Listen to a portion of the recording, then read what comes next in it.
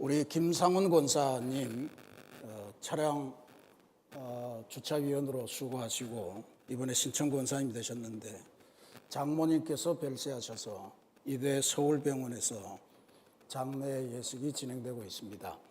아마 가족들이 다니는 교회가 당산동에 무슨 교회인데 그 교회에서 주관을 하고 저희들은 내일 12시에 조문 예식을 거행하도록 하겠습니다. 그래서 교회로 오시면 11시 반에 함께 떠날 수 있도록 그렇게 하겠습니다. 자, 여러분의 2월은 어떻습니까? 잘 보내고 계십니까?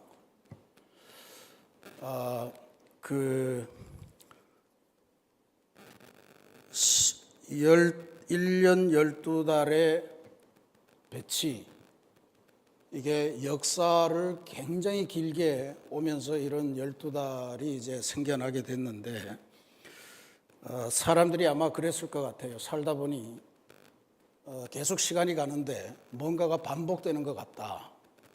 그래서 그 반복되는 거를 일단 마디로 잘랐을 것 같고, 그러다가 하늘을 보면서 해와 달이 움직이는 거, 이런 것들을 보니 그게 아마 이렇게 큰 주기로 바뀌는 것 같다, 이런 걸 깨달았을 것 같고, 우리가 요즘 에스겔서도 열심히 새벽마다 보고 있습니다만 바벨론 시대에 천문학이 발달을 했는데 그때 하늘을 보면서 해와 달이 움직이는 걸 보며 한 사이클이 360일 걸리더라 하는 거를 발견해냈습니다. 대단하지 않습니까? 지금으로부터 무려 한 4, 5천 년 전 이야기입니다. 그때 이미 1년이라고 하는 사이클이 나타난 거죠. 그걸 로마 시대에 가서 로마 사람들은 자신들이 믿는 그 신들의 이름을 따다가 1년을 12마디로 다시 나눴습니다. 그래서 1월 달은 제뉴얼리로 하자, 2월 달은 페브루어리로 하자, 이렇게 갔습니다. 근데 이제 1월 달을 제뉴얼이라고 한 이유가 바로 야누스라고 하는 로마 신화의 신 이름에서 따온 겁니다. 야누스라고 하는 건 잘 알죠? 두 얼굴을 가진, 저 두 얼굴이라고 하는 게 로마 신화에서는 굉장히 중요한 의미를 나름대로 갖습니다. 우리가 로마 신을 믿는 건 아니지만 두 가지를 동시에 볼 수 있는 능력을 지녔다는 거예요. 서로 상반되는. 그래서 과거와 미래를 동시에 볼 수 있고 전쟁과 평화라고 하는 것을 동시에 볼 수 있는 그런 성격을 가졌다. 근데 그거를 1년이 시작하는 첫 때에 갖다 넣었다라고 하는 건 의미가 있어 보입니다. 이게 과거를 볼 것이냐 아니면 미래를 볼 것이냐, 이 측면이 있는 거죠. 뒤로 갈 수도 있고 앞으로 갈 수도 있다. 그런 의미를 줘서 1월 달이 그런 혼돈 가운데 선택을 하는 달이다, 그렇게 이제 본 것 같아요. 그게 과거로 돌아가는 방법이 없고 미래로 간다 그러면 그게 2월 아닙니까? 그 2월은 페브루아라고 하는 또 다른 신, 이 신은 수학의 신이고 풍요의 신입니다.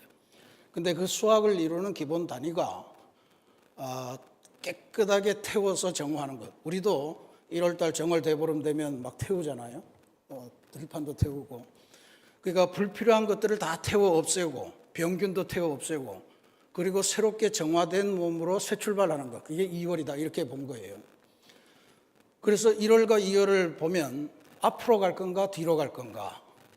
만약에 앞으로 가겠으면 불필요한 것들을 태우고 새로움으로 변화되어서 나가라. 그게 이제 로마 사람들이 봤던 1년을 사는 지혜였습니다. 우리 신앙인들에게 로마 신화가 그렇게 큰 의미를 갖지 않습니다만 하나님께서도 우리가 새로운 삶을 떠나려면 회개라고 하는 것이 반드시 필요하다. 회개를 위해서 옛 것을 태우고 나에게 부정적인 것들을 태워버리고 그렇게 새로운 세계로 나아가는 준비를 해라. 그게 우리가 말하는 회개 아닙니까? 그렇게 본다면 오늘 우리들에게 2월이 어떠냐? 오늘 처음으로 2월에 금요일을 맞이하는데 여러분의 2월이 어떻습니까? 불필요한 것들 또 잘못된 것들을 다 태워서 진짜로 2026년이 아름답고 행복한 그러한 한 해가 되고 그 한 해 속에서 여러분의 인생이 더 성숙하고 더 멋지게 변화되는 그런 역사를 누리시기를 기도드리겠습니다. 우리가 계속해서 베데스다 중보기도 운동을 진행하면서 중보기도의 능력을 이 희년행진 금요기도에서 묵상하고 있는데 전 참 놀랐어요. 감동적이었습니다. 이런 운동을 교회가 하고 있으니 내가 뮤직 디렉터로서 이 주제가를 하나 만들어야 되겠다. 그렇게 해서 우리 김덕평 권사님이 몰라요. AI의 도움을 받았다고 하는데 뭔 말인지는 잘 모르겠는데 노래를 하나 만들었습니다. 낳고자 하느냐. 요한복음 5장 6절의 말씀을 가지고 만들었는데 오늘 한번 첫 시음을 합니다. 한번 들어보겠습니다.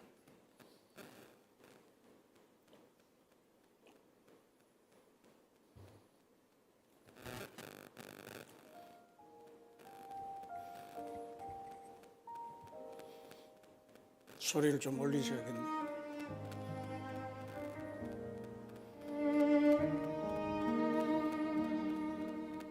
물가에 앉아 내 맘 내려놓네. 아무 말 못하고 한숨만 흘리네. 어디서부터 깨진 걸까요? 버티다 지쳐서 눈물만 나네요. 네가 낳고자 하느냐. 주님 내게 물으시네. 숨기던 상처 위에 부드러운 손을 얹으시네.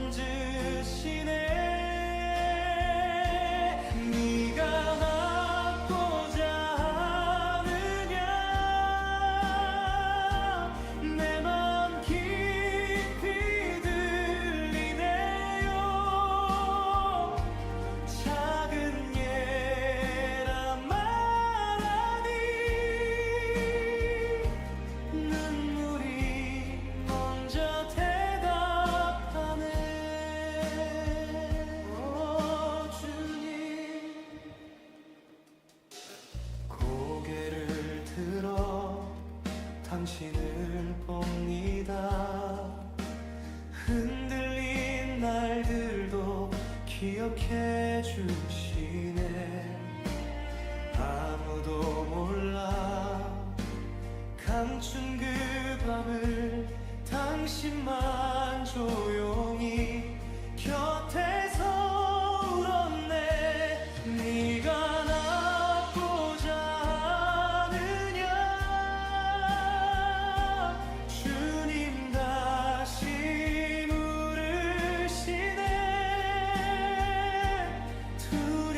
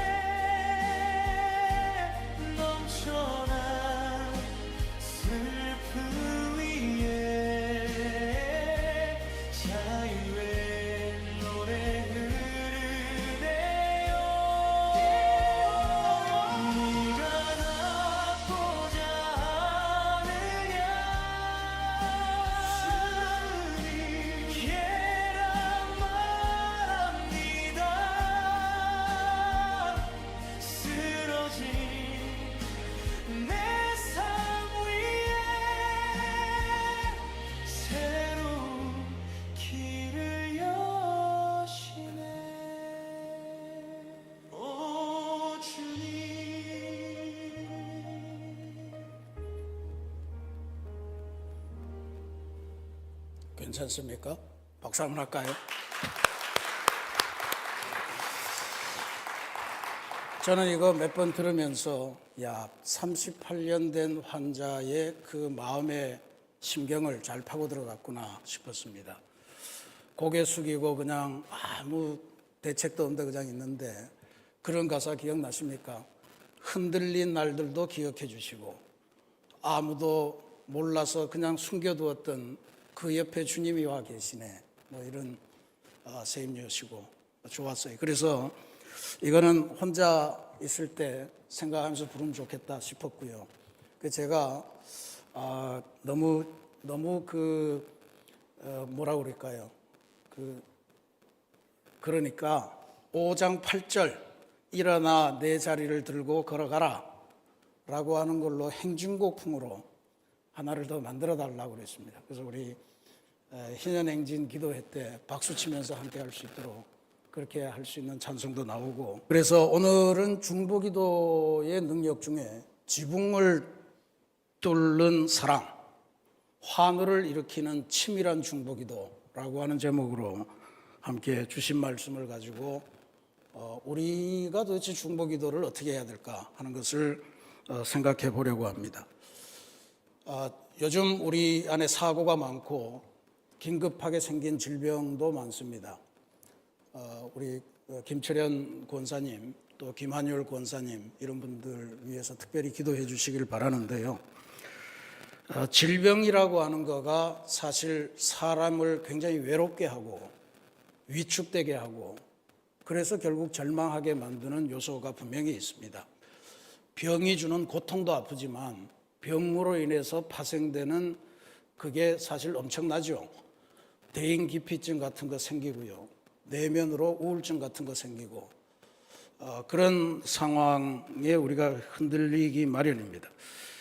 병도 아프지만 병으로 인해 생기는 갖가지 이렇게 주변으로 퍼져나가는 그게 너무 아프기 때문에 우리가 질병을 갖고 있는 분들, 우리 스스로도 그렇고 우리 주변의 교우들, 가족들, 이웃들 모두에게도 특별한 사랑의 기도가 필요하다 하는 것을 다시 한번 깨칩니다.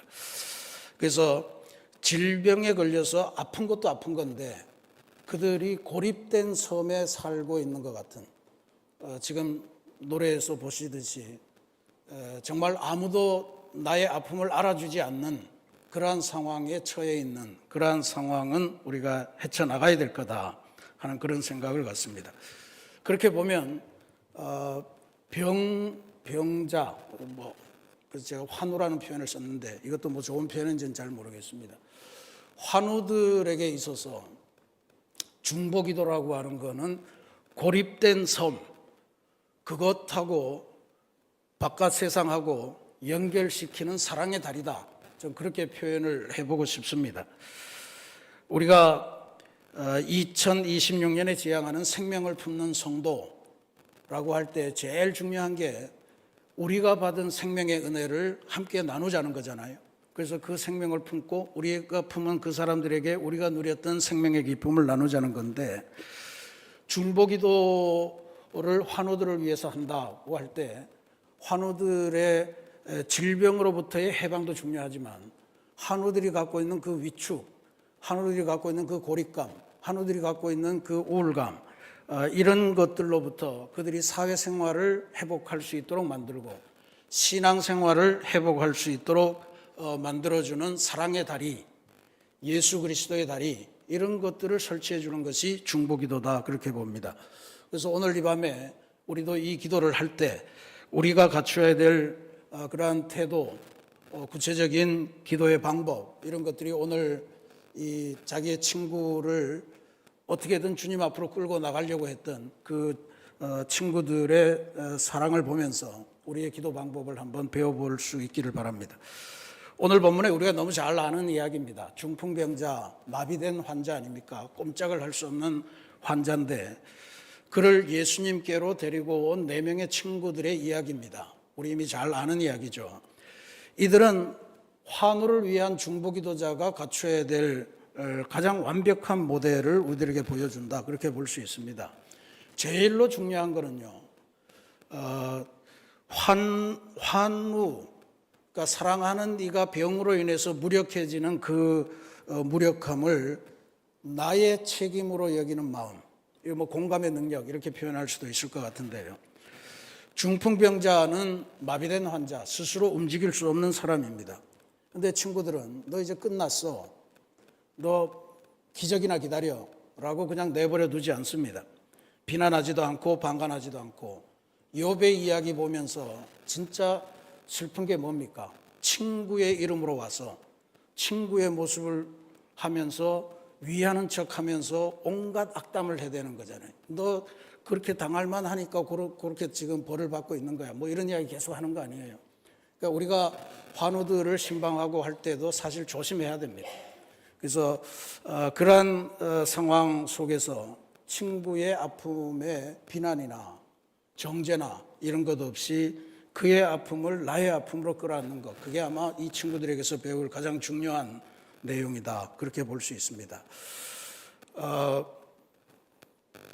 그러니까 마비가 돼서 움직이지 못하니까 이 사람들은 침상을 내서 그 움직이지 못하는 환자를 자신들의 어깨에 메었죠.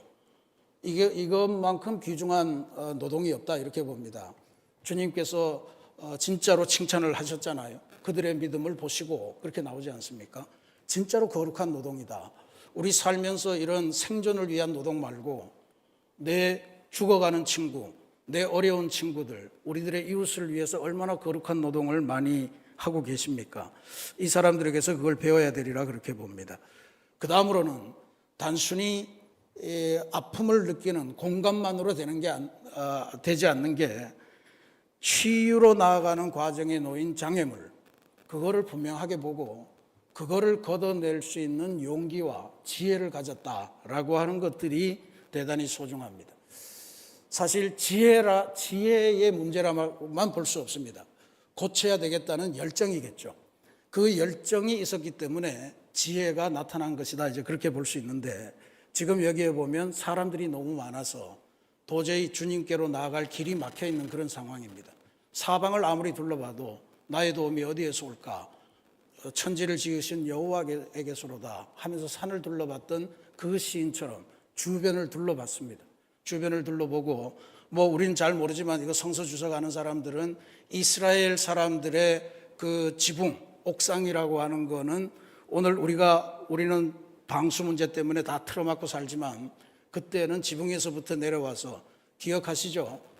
베드로도 옥상에 올라가서 기도를 했다. 그러니까 이 옥상으로 올라가는 그 통, 이게 대단히 중요했는데 그 중에서도 그것을 뜯어낼 수 있는 그런 구조가 있었다라고 하는 것. 그건 누구나 할 수 있는 것은 아니었으리라고 봅니다. 그냥 쉽게 문이 있어서 뭐 이렇게 그 지하실 내려가는 그 통로, 그 문을 열듯이 그렇게 들어 올린 건 아니었을 거예요. 진짜로 뜯어냈다라고 하는 말이 맞는 말이다, 그렇게 봅니다.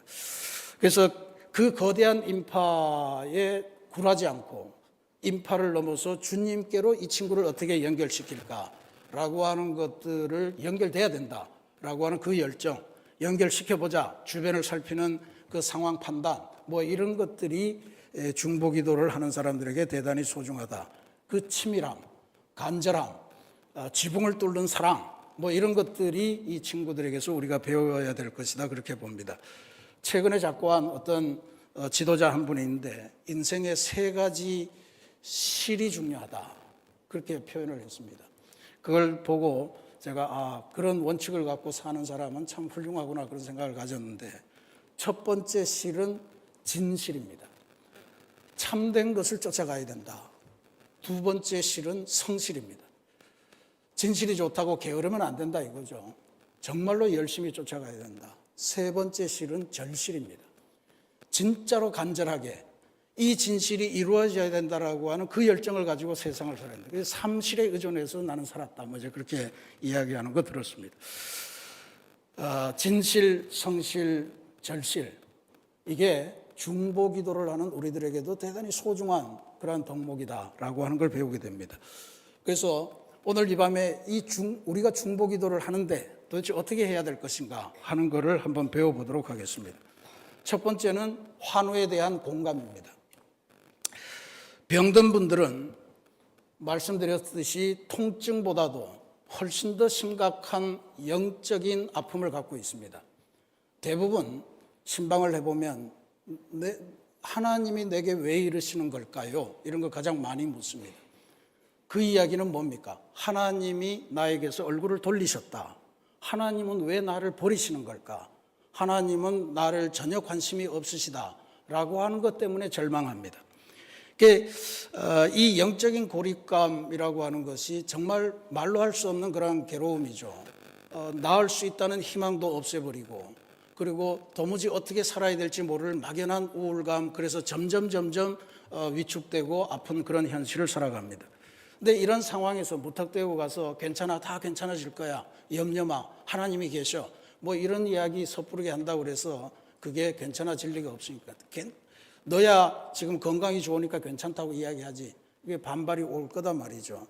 그래서 이런 믿음으로 이기십시오, 뭐 이런 공허한 이런 말들이 평상시에는 은혜로운 말인데 공허하게 들리는 그런 상황이 있을 수 있다라고 하는 것을 우리가 기억하셔야 될 것 같아요. 그래서 진짜로 좋은 위로는 가만히 옆에 앉아서 가능하면 어깨에 손을 얹어주고 그렇게 함께 있어주는 것, 아픔 속에 함께 들어가 주는 것, 뭐 그런 거라고 이야기를 하잖아요.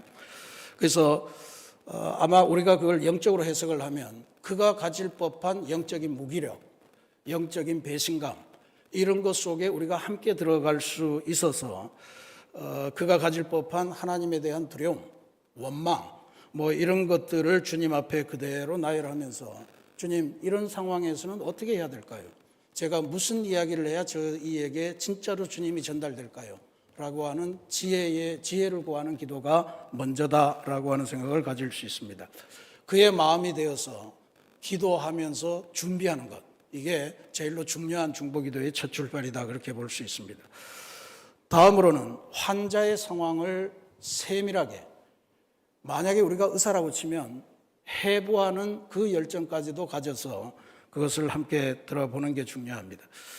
저는 이 행동을 오늘 설교 제목에서 치밀한 중보기도, 그렇게 표현을 해보았습니다. 막연한 기도, 우리 뭐 그런 말 많이 하죠. 주님 아시지요? 기도는 너무 많아서 하기는 싫고 아시지요? 그 한마디로 다 떼려고 그러시는데 안 됩니다. 주님 앞에는 간절하게 우리의 아픔을 시시콜콜 이야기하는 게 중요합니다. 저도 이제 요즘 계속해서 헌금하시는 분들의 사정을, 이름을 읽고 강단에서 울려 퍼지는 이 이름을 하나님이 기억해 주시기를 바라서 그렇게 기도합니다만, 아마 개인적인 성향의 차이고 그런 것에 대해서 특별한 경험이 있기 때문에 그러신 분들이 계실지 몰라요. 주님 은혜 감사합니다. 좋은 말인데 너무 간단하지 않아요? 하나님한테 올리기에는. 주님, 제가 너무 아파요. 제가 사랑하는 이와 문제가 생겼어요. 주님, 제 몸에 이상이 생긴 것 같아요. 주님, 우리 가족이 뭔가가 원활한 대로 원래 처음 출발처럼 그렇지 않아요.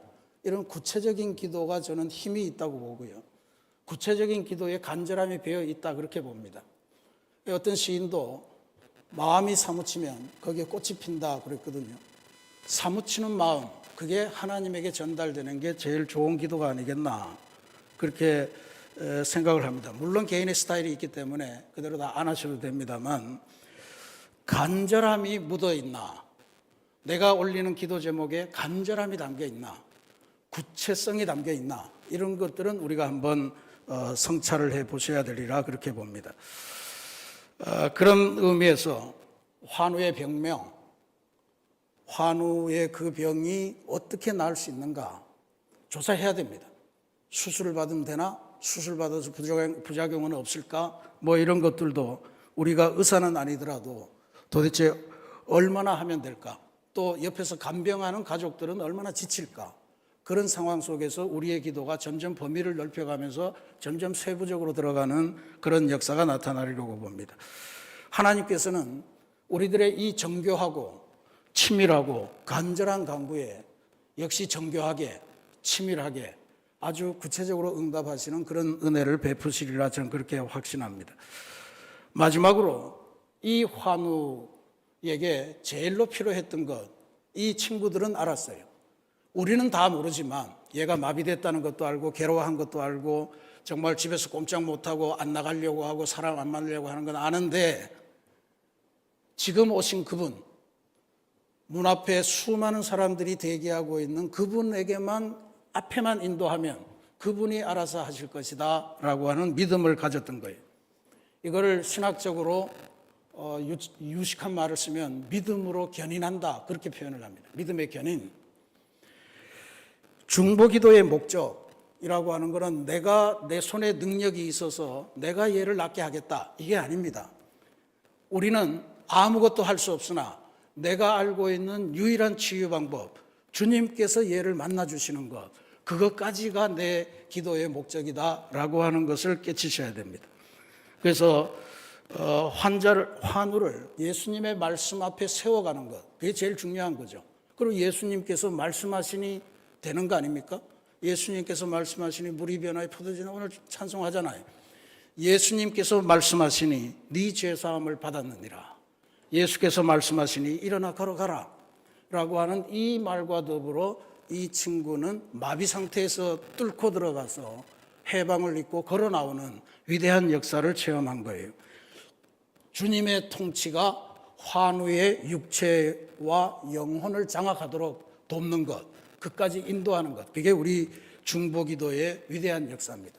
그걸로 가기까지가 사실 쉬운 게 아니죠. 끝까지 가는 게 쉽지 않아서 이 친구는 어떻게 설득하나, 또 이 주변 사람들은 어떻게 장애물을 어떻게 걷어내나, 또 왜 집을 헤쳐놓고 먼지 떨어지게 뭐 어쩌고 뭐 이런 그런 방해물들은 도대체 어떻게 해결할 건가. 근데 아무것도 고려하지 않고 이 친구를 주님 앞으로 끌어내야 된다, 그 앞에 대령해야 된다 라고 하는 이 사실만 가지고 노력해서 그렇게 승리했던 그 위대한 역사를 봅니다. 저는 오늘 이 우리의 중보기도 가끔씩 하면서 기도가 안 먹힐 때가 있잖아요. 기도한다고 다 살아나는 게 아닙니다. 어떤 이는 죽음을 맛보기도 하고 이렇게 되는데, 그럴 경우에 우리는 이 기도를 하면서 어떻게 정리해야 되나. 한 의사분의 간증을 여러분에게 소개해 드립니다. 이 청년 의사예요. 예수님처럼 33살에 하나님의 부름을 받고 하늘로 올라갔습니다. 책 이름이 그 청년 바보 의사, 안수현이라고 하는 청년 의사의 의사로서 치료를 하면서 그를 위해 중보했던 그 중보기도의 기록입니다. 환자들을 위해서 진짜로 치열하게 기도했던 의사예요. 저도 살면서 이런 의사분들을 몇 분을 뵀습니다. 환자가 들어오면 일단 어디가 아프신가요? 기도하시죠. 이러고 시작을 해요. 한의사인데도 오면 일단 기도합시다. 그리고 이제 그다음부터 침을 이렇게 놓아가면서 침 놓고 나서 다시 그 침을 붙들고 기도하는 그런 분도 제가 만난 적이 있습니다. 근데 이 안수연이라는 의사, 이분이 진짜로 그 거친 수술도 많이 하고 하면서 정말 생과 사를 오가는 그 속에서 그 환자들을 위해서 정말 치열하게 중보기도 하는데, 이분의 지론은 그거예요. 내가 의사지만 치유는 나의 권한이 아닙니다. 나의 권한은 이 환자를 사랑하는 것밖에 없습니다. 사랑의 권한은 나에게 있고 치유는 주님께서 하실 일입니다 라고 하는 것들을 고백을 해요. 이런 의사 믿어도 될까 싶잖아요. 근데 진짜로 이분이 많은 환자들을 치유하고 그들의 영적인 상태를 해부하듯 그렇게 살펴내면서 몸이 고침받는 것도 중요하지만 이 사람이 주님을 만나는 것도 소중하다 해서 주님을 끊임없이 소개해주고, 그리고 그의 야윈 마음, 또 아까 노래에서 들으셨던 것처럼 흔들리는 날들, 이런 것들을 붙들고 기도해주고 그렇게 승리했던 것을 우리들에게 증거해주는 그런 귀한 책입니다. 그가 기도하던 환자들이 결국 세상을 떠나는 일들도 많이 겪었지만 낙심하는 대신에 끝까지 곁을 지켜주면서 찬양을 불러주고 말씀을 들려주고, 그래서 정말 내가 치유에는 실패하지만 주님도 그를 어떻게 할 수는 없었지만 주님의 이름을 기억할 수 있는 그러한 존재로 이 세상을 떠나게는 해야 된다라고 하는 것을 고백하는 그런 의사였습니다. 그의 기도를 통해서 환자와 수많은 가족들이 죽음보다 강한 하나님의 사랑을 체험했다라고 하는 그런 기록도 아울러 남기고 있습니다. 사랑하는 우리 새신교회 성도 여러분, 우리가 우리 주변의 환우들을 위해 중보기도 한다면 지붕을 뚫고 환우를 예수님 앞에 데려다 놓는 것, 그게 가장 우선되는 사명이고 가장 핵심되는 사명이다 하는 것을 우리가 깨칠 수 있기를 바랍니다.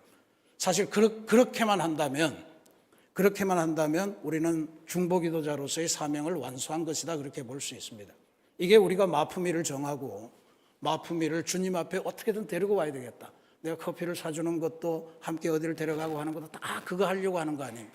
주님 앞에 데리고 오면 주님께서는 추수하시든 치유하시든 회복하시든 세계를 가라 명하시든 그렇게 하실 것이다.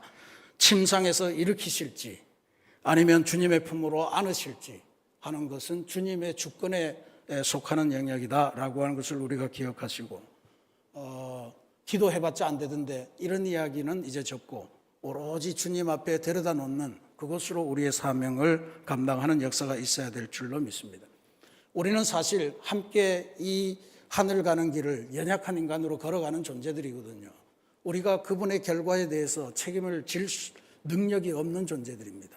그러니 하나님의 선하심, 그것에 그의 운명을 맡기고 우리는 그를 지붕을 뚫든 인파를 해치든 어떤 상황도 무릅쓰고 그를 끝까지 사랑해서 주님 앞으로 인도하는 그것까지가 우리들의 책임이다 라고 하는 것을 다시 한번 기억하시는 귀한 밤이 되기를 바랍니다. 응답의 형태가 우리의 기도 내용과는 다를지라도 하나님의 선하심을 끝까지 신뢰하는 그러한 중보 기도자들이 되시기를 바랍니다. 오늘 밤에 우리 새신교회 환우들의 지붕을 기도로 뜯어내는 역사가 일어나고, 그리고 그들이 다시 한번 힘겨운 속에서도 나는 왜 이럴까? 하나님은 나한테 관심이 있는 걸까? 하나님이 나를 버리신 건 아닐까? 교인들은 나를 다 잊어버린 건 아닐까? 라고 하는 이런 두려움을 다 벗어내고 그의 마음이 하나님께, 주님께 가닿는 그러한 역사를 이루는 기도의 밤이 되기를 간절히 기도하겠습니다. 우리 다 함께 약할 때 강함 대신에 함께 찬양하시고 기도로 들어가겠습니다.